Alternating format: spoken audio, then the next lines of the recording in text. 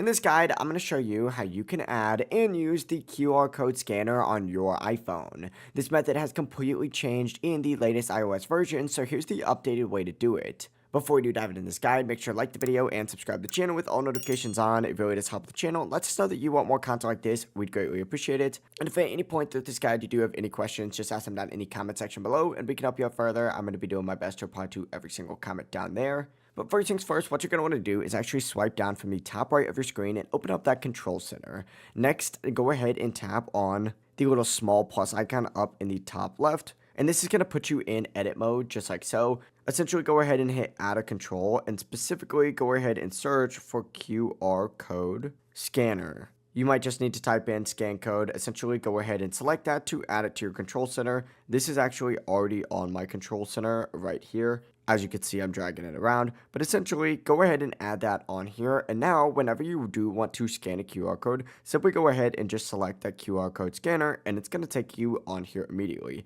Now, one of the cool things that I do like about this is that you can actually turn on your flashlight as well, which makes scanning QR codes a lot easier. As soon as it recognizes that code, just tap the link and your iPhone's going to take you right to that website or page. It really is as simple as that. If you guys do have any questions, just ask them down in the comment section below and we can help you out further. I'm going to be doing my best to reply to every single comment down there. And before you do leave this video, make sure to like the video and subscribe to the channel with all notifications on. It really does help the channel. It lets us know that you want more content like this. We'd greatly appreciate it. Have a great rest of your day. Peace.